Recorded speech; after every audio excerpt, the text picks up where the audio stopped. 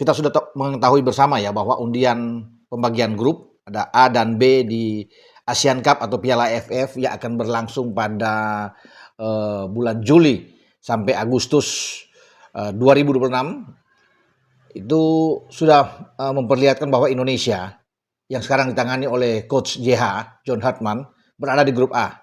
Ada juara bertahan Vietnam, teman-teman juga pasti sudah tahu.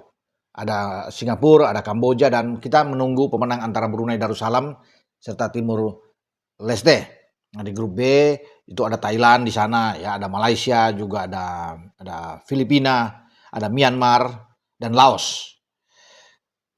Jadwal sudah keluar, teman-teman ya.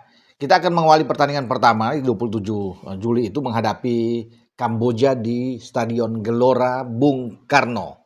Nah, ketika bermain di GBK, saya pikir ini kesempatan untuk kita bisa meraih poin. Tidak boleh menganggap enteng, ya pasti.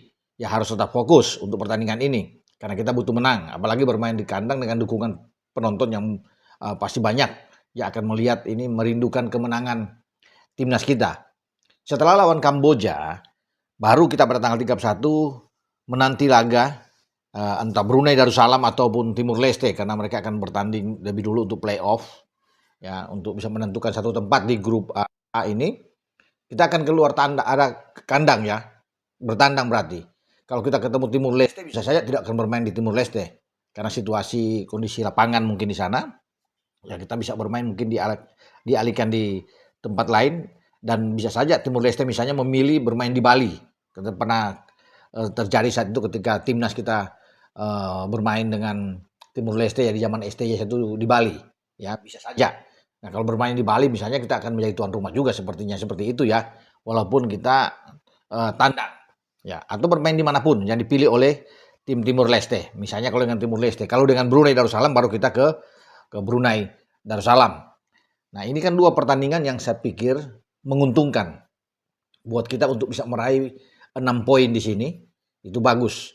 Sebelum kita bertarung dalam pertandingan boleh dibilang ini big match ya, timnas melawan Vietnam, sang juara bertahan. Nah, menguntungkan lagi buat kita. Karena Vietnam harus ke Jakarta ya, bermain di GBK, mereka akan bermain di GBK. Kita sebagai tuan rumah di hadapan publik sendiri ya, peluang menang juga terbuka, apalagi kan dalam 3 pertandingan terakhir menghadapi Vietnam. Itu kalau di level senior, Vietnam tuh gak pernah menang. Pertandingan yang bermain di pra Piala Dunia ya, di putaran kedua, kita mengalahkan mereka 2 kali. Jakarta 1-0 lewat gol Egy. Kemudian kita menang di Hanoi dengan 3-0. Sulit untuk mengalahkan mereka kalau bermain di kandang, tapi kita bisa menang dengan Jai Ises mencetak gol di sana, ada Ragnar Oratmangun serta Ramadan Sananta, dan kita clean sheet. Itu pertandingan yang luar biasa.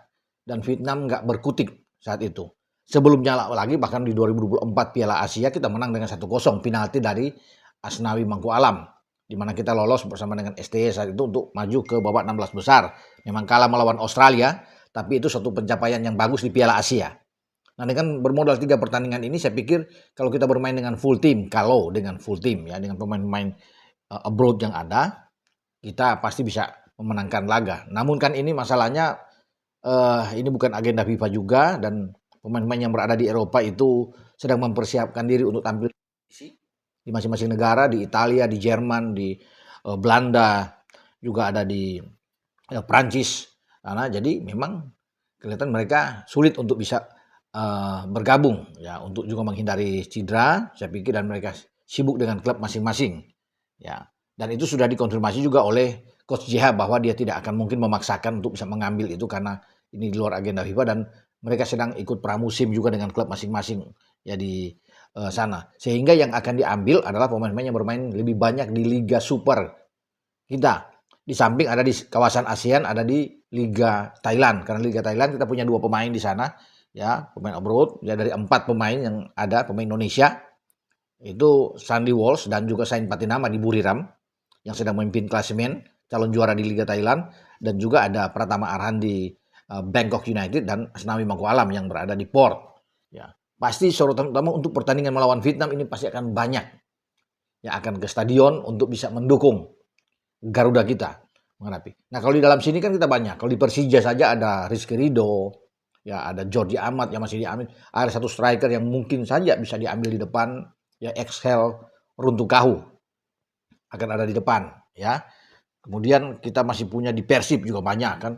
Ya ada Tom Hai, ada Eliano Reinders, ya ada Beckham Putra juga, kemungkinan juga bisa dipanggil Adam Ali, Sadil Ramdhani, penjaga gawang Teja juga bisa dilihat dipanggil, ada Afriana Dewangga, banyak lah kalau bisa dilihat. Di Dewa United juga kan ada beberapa pemain, ada Egy di sana, ya ada Ricky Kambuaya, ada Vano juga yang bisa direkrut. Semoga yang terbaik untuk tim Garuda kita di bawah coach JH untuk mengarungi ASEAN Cup ini. Dengan saya Bung Ropan.